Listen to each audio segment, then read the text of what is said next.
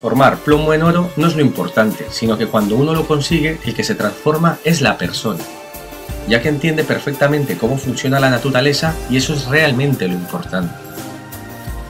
Se puede estudiar alquimia. El problema es encontrar verdaderos tratados alquímicos y aparte de eso saber interpretarlos, ya que ellos todas sus fórmulas o elementos de las fórmulas los esconden bajo símbolos.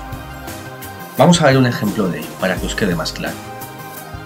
Por ejemplo, si en una iconografía nos encontramos un dragón o una serpiente, se está refiriendo al antimonio. Si tiene cosas que ver con la guerra, como puede ser Hades o Shiva, se está refiriendo al hierro. Si aparecen cosas que tienen que ver con el mar, se refiere a un elemento salado. Cuando aparecen palos de todo tipo, esto quiere decir que hay azufre. Cuando hay agua roja, eso significa que es la destilación de los metaloides. Cuando aparecen alas de cualquier tipo, se refiere a un vapor volátil. Ahora vamos a ver esta imagen. Aquí podemos ver palos, que representa azufre. También podemos ver un dragón, que es el antimonio, y de fondo vemos una cueva. La cueva representa un matraz. Eso significa que en un matraz tendremos que tener azufre y antimonio. También si aparece un tridente, esto es que hay tres materias en una. O si aparecen cuernos, simboliza que es un componente fijo en esa fórmula. Y así existe mucha verdad escondida entre símbolos. Por eso hay que entender las reglas del juego para poder jugar con ellos. Ahora vamos a ver cómo los idiomas modernos no conservan la esencia de los idiomas antiguos. Si nosotros cogemos los libros antiguos escritos en hebreo, con los cuales se hizo la Biblia, podemos encontrar que aparece esto, que significa Bereshit bara Elohim, que la traducción que le quisieron dar fue en el comienzo Dios crea, pero una traducción más literal dice en sabiduría, Elohim crea. Si cogemos la palabra Elohim, nos damos cuenta que hay dos partes muy importantes.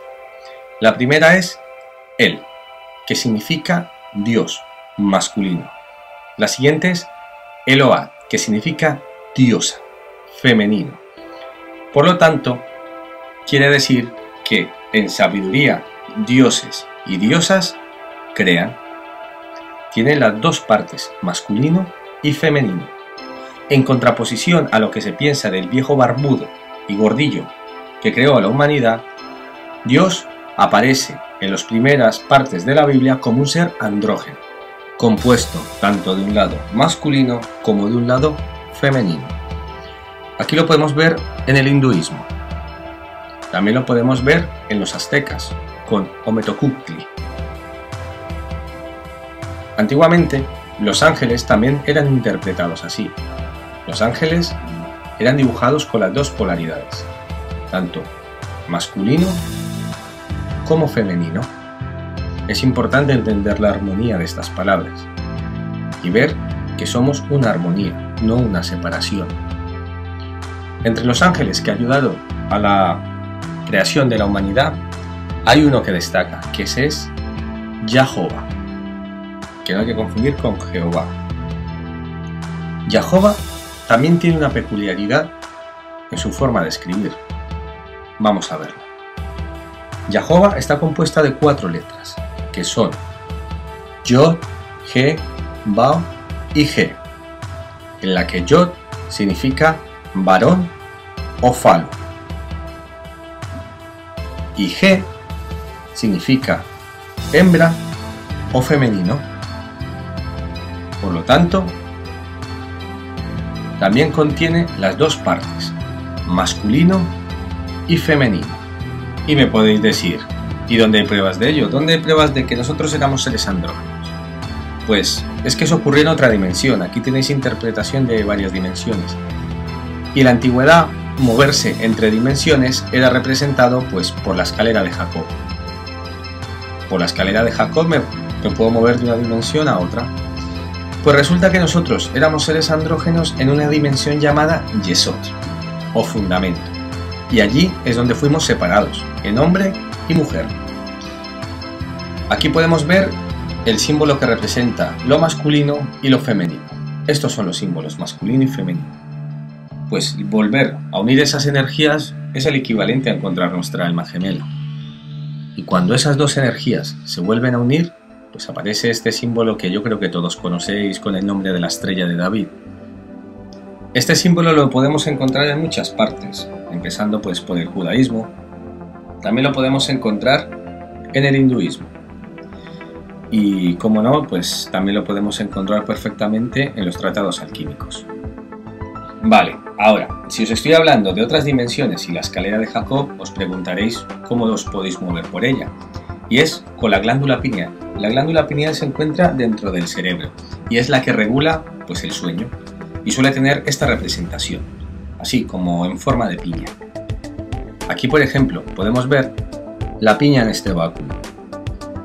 También lo podemos ver en el rey Tammuz. Este rey babilónico, fijaos lo que tiene en la mano. Tiene una piña. Ahora fijaos en Shiva, lo que tiene en el pelo.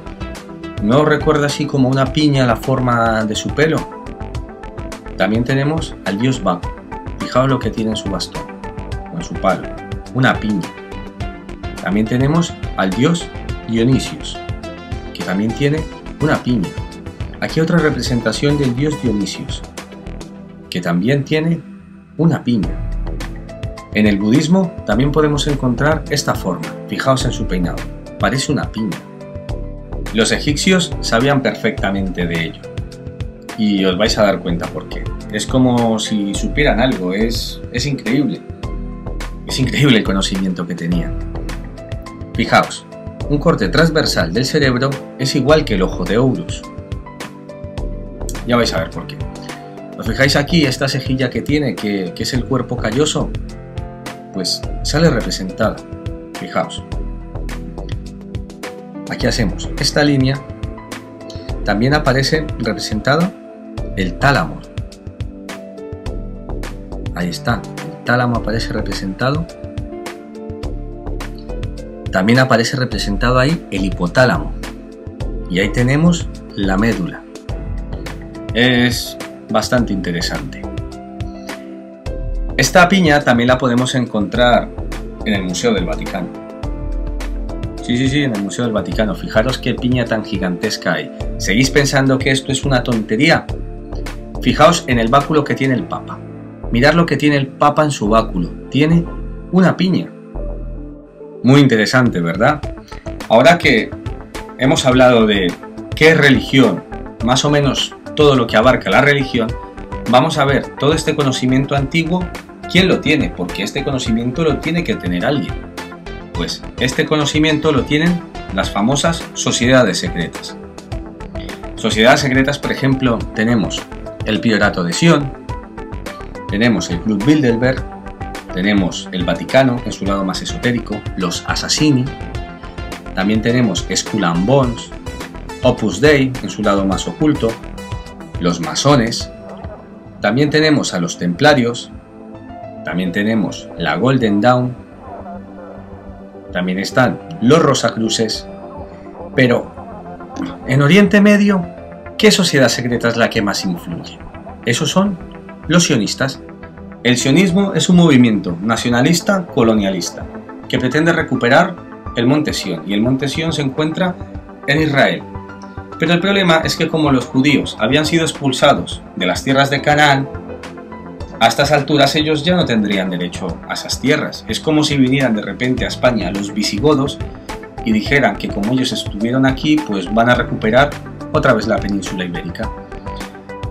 Los sionistas se escudan en sus acciones detrás del antisemitismo y siempre ponen como excusa el famoso Holocausto, que realmente lo han exagerado un montón. Mataron judíos, pero no tantos como ellos dicen. Estos judíos pertenecen a la tribu de Dan. Como ya os conté, cada vez que Israel se movía de un punto a otro, la tribu que encabezaba esa expedición era la tribu de Judá. Pero la tribu que mantenía la retaguardia, esa es la tribu de Dan. Es más, en la Biblia se dice que el anticristo vendrá de esta tribu, de la tribu de Dan. Estos sionistas poseen un gran poder dirigen muchas corporaciones. Y es más, dejan plasmada su firma sin ningún problema. La podemos ver, por ejemplo, en los Juegos Olímpicos. Aquí tenéis los de Beijing. Se lee la palabra Sion. Incluso en los de Londres también se lee la palabra Sion. Ellos consiguieron apoderarse de las tierras de Israel porque ellos aportaron para crear la ONU. Ellos mismos ayudaron a crear la ONU. Y ellos se autodieron esas tierras. Es más, Estados Unidos tiene un montón de congresistas que son israelíes con nacionalidad estadounidense. Por eso es que Estados Unidos hace todo lo que dice Israel. Su poder es increíble. Pero no todos los judíos son iguales. Hay un montón de judíos que intentan desmarcarse del sionismo. Y quiere que la gente entienda que no es lo mismo sionista que judío. Es que no lo son. Ellos quieren vivir en paz su creencia, pero son salpicados constantemente por esta gente, por los sionistas. Realmente